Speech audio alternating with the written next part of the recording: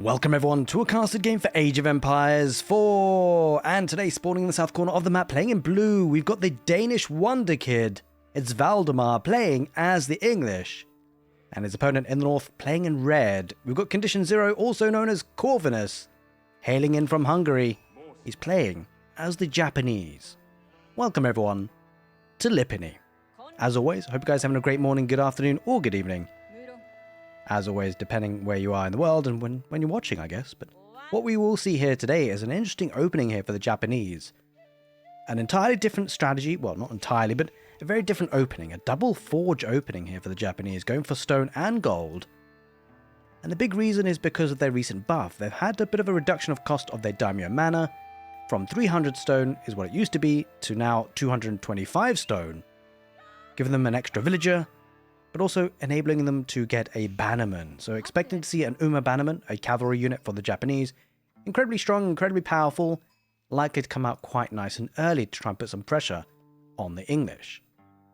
Now, the English are a relatively versatile civilization these days. Plenty of options for them.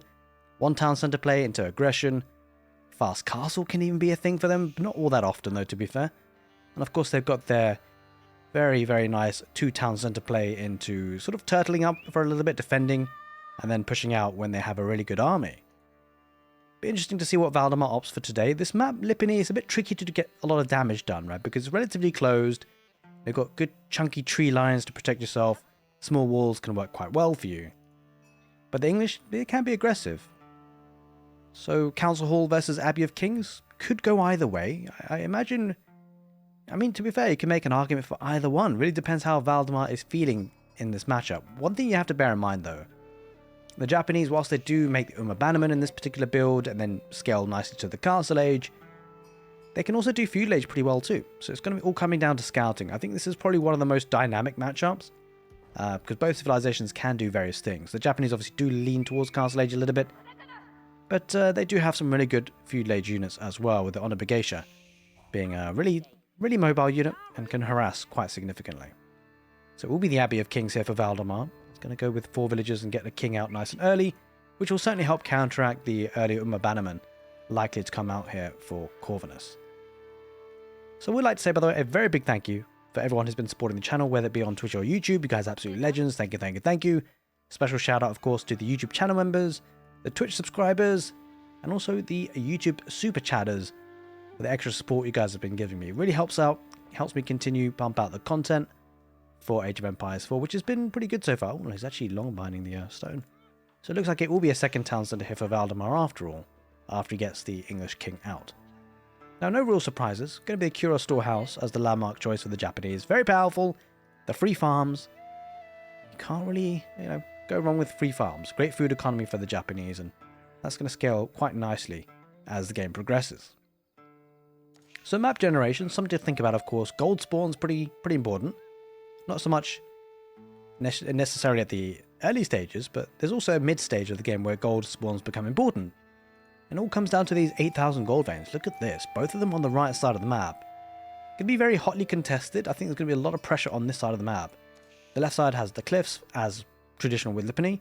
Not too much in the way of resources. 1 gold vein there, maybe a big stone vein there to be fair, and a couple of boars, both boars in fact, on the left side. Pretty skewed as a map.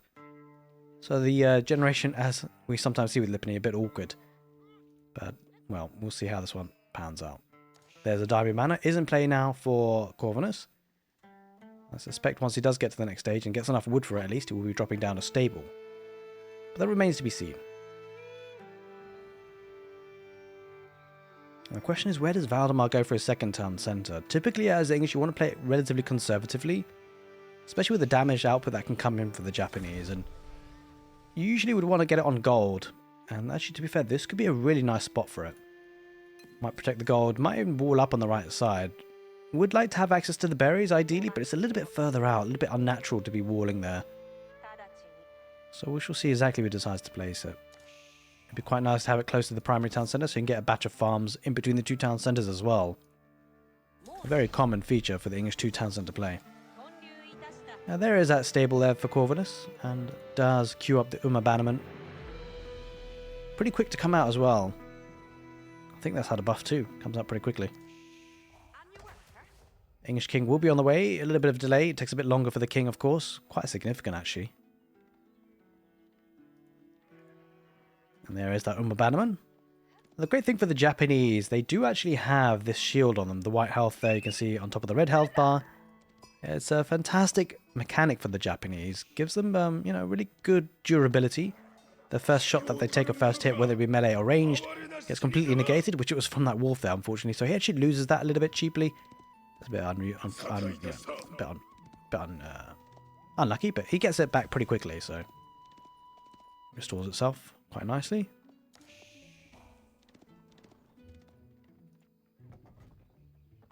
It's hard to place the mill, and I actually see Valdemar do this quite often. This is quite an interesting way to play as the English. If you guys play English yourself, take note of this, because you might be wondering, well, there's not enough space here. Well, there will be, because what Valdemar will be doing is eventually transitioning villages away from the woodline to the farms. And a great way to do that is to put it quite close to the woodline, right? Because now there's less walking distance for these villagers. So when the villagers stop dropping trees, they go for the farms, they don't have to walk like, you know, a good few meters to get there. In fact, they just have to walk a couple of steps. And they'll start their farming. No rest for these villagers. They have to keep working. There's going to be a double barracks added in as well. Likely to be on a Geisha, although, yeah, I mean, yeah, you can sometimes see samurai, but the trouble with going for feudal age samurai is it eats into your gold income, and then it's pretty difficult to scale into the castle age from that. So it looks like it's going to be on a Geisha, try and support the Umabanaman, and try and get some raiding in.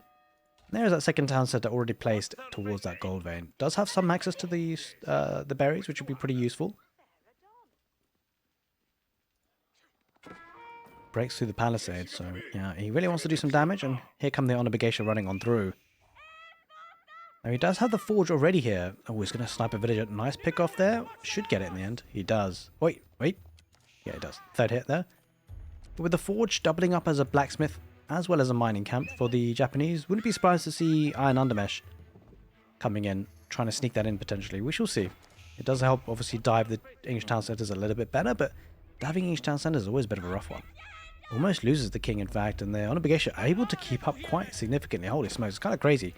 Wait, move speed is 1.5 versus the 1.69, so just, I guess the charge helps, but yeah, look at that. The Umabanaman picks him off and the king goes down.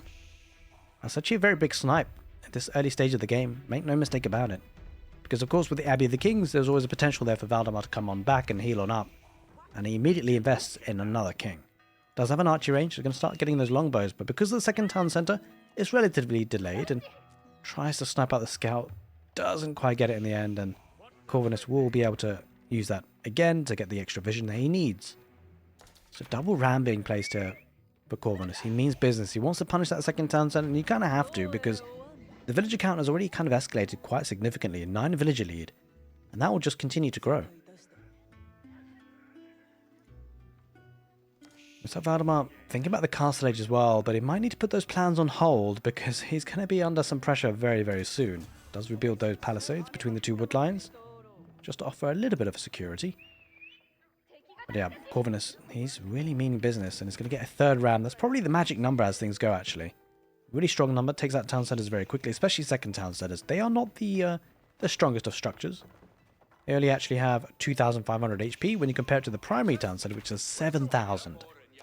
That is a huge, huge difference, and it's a pretty weak structure as things go. Pretty expensive to make as well, so Corvinus is certainly looking to punish that, but you have to say, you know, Valdemar's villager count does mean that he's probably paid for it already.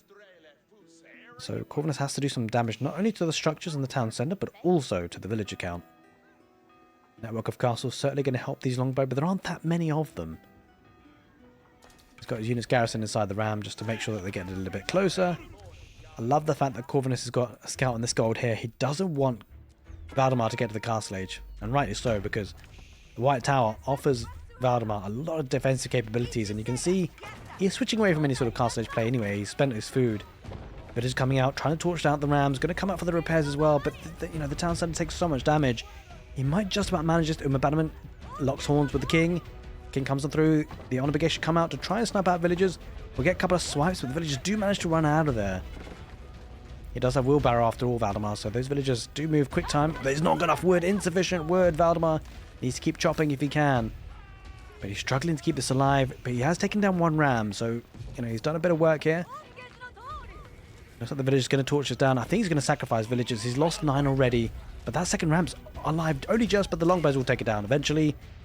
Onabegesh should get into the other ram, but yeah, it looks like he's held here. The repairs have come out for Valdemar. But again, insufficient wood.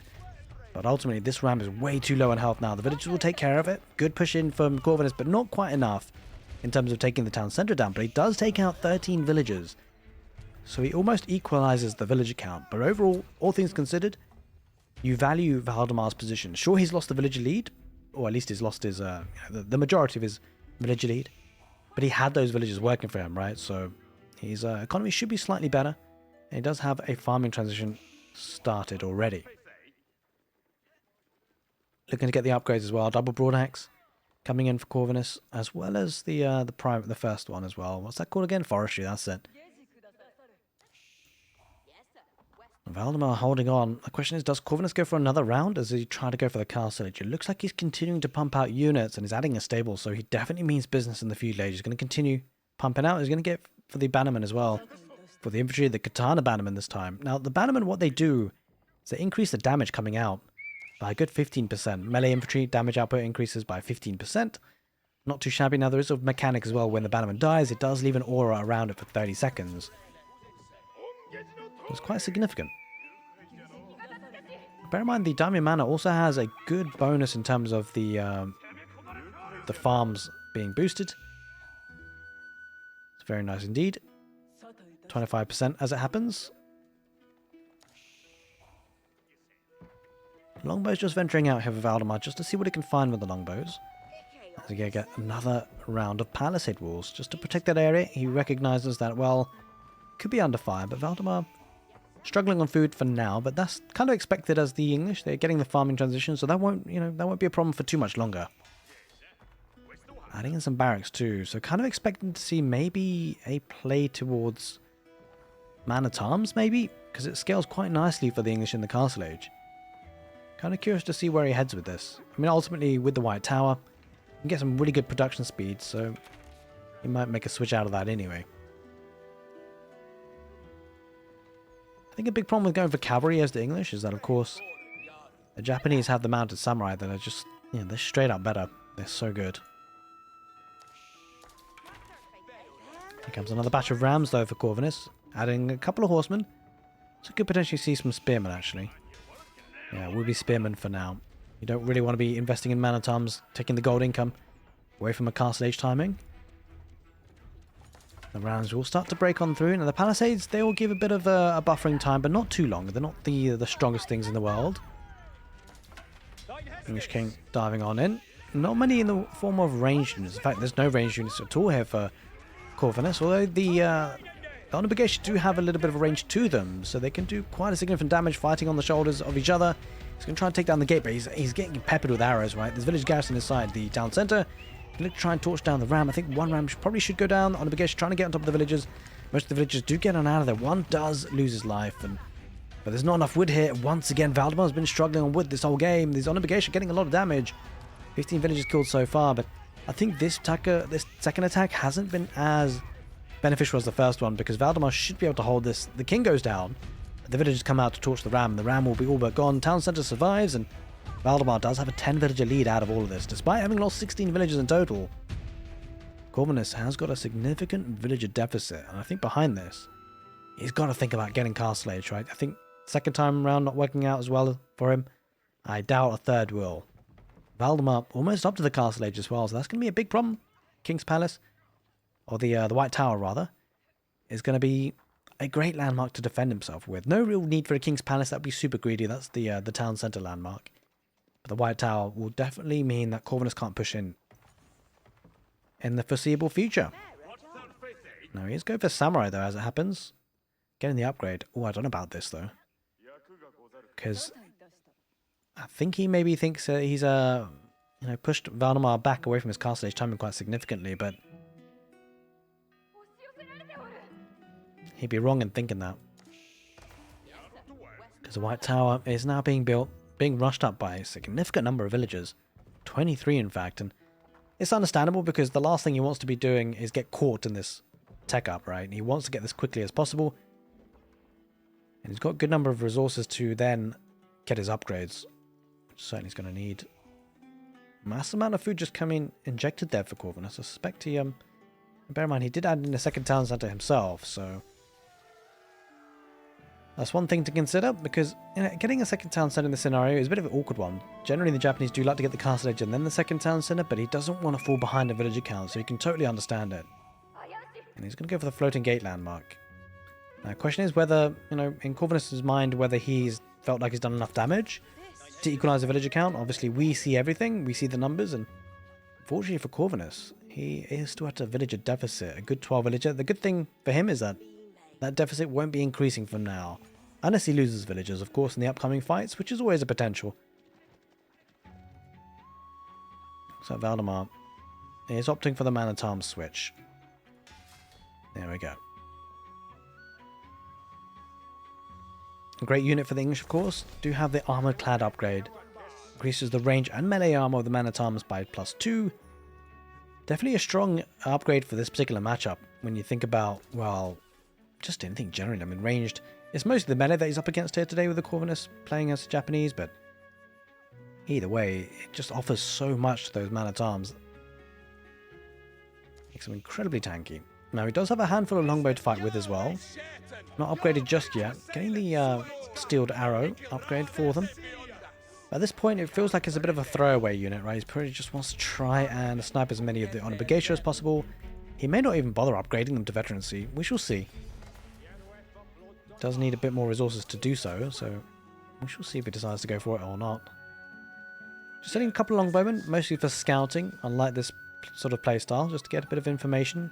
Doesn't have a scout on the field, so he knows what he's up against now. Mostly the horsemen and also veteran Honor Geisha. But more importantly, he sees the barracks, right? So seeing this number of barracks, Valdemar will be very confident that he's up against a mass infantry playstyle, which is not uncommon for the Japanese. And I wouldn't be surprised to potentially see some crossbows added in here for Valdemar, but he could just go straight for man-at-arms and just stick with it. The good thing is it's an easy switch, because both units, crossbows and man-at-arms, cost food and gold. But typically you do want to have a ranged unit behind your melee as the English. Of course, the Japanese navigate that a slightly different way, because whilst they don't necessarily need ranged units, because of the fact that the Honor Geisha, technically, in a sort of roundabout way, are a ranged unit. They do have a tile range of 1, which allows them to fight on the shoulders of their melee brethren, whether it be samurai or mounted samurai, you name it, they can fight alongside them in a big melee mosh pit. But of course the English don't have such a unit like that.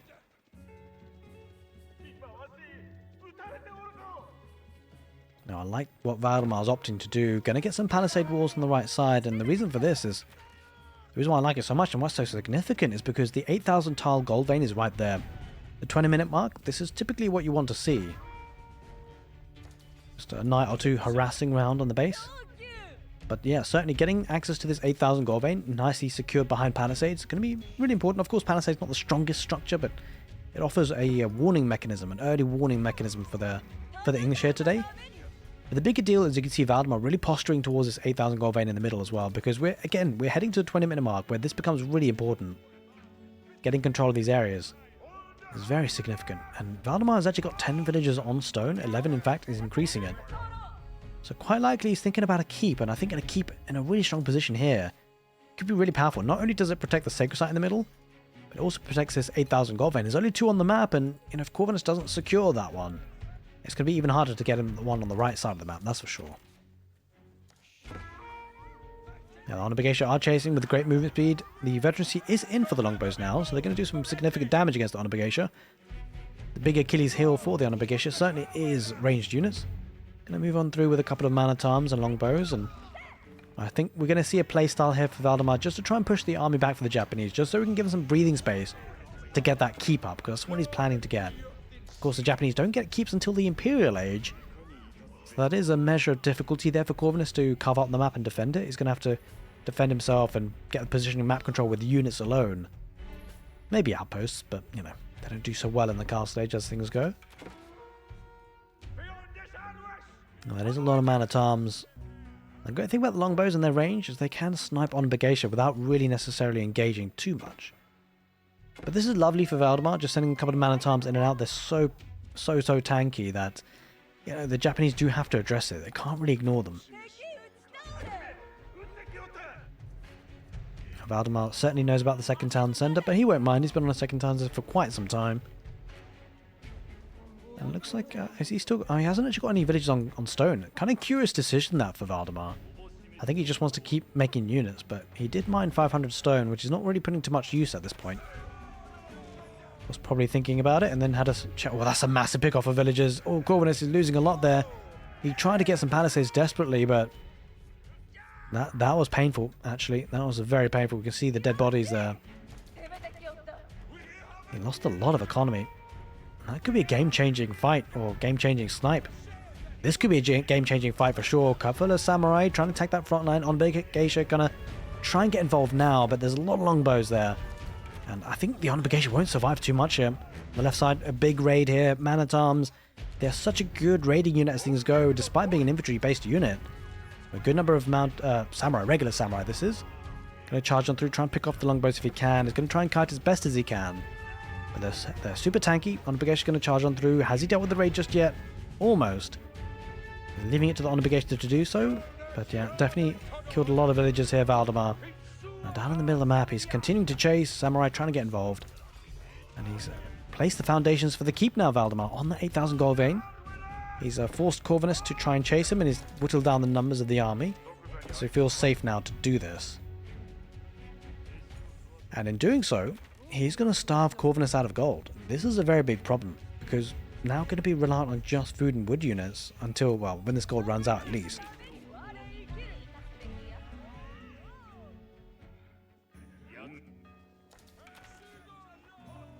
And he's going to add in a lot more archer ranges. Yeah, I suspect there's going to be a switch to crossbow.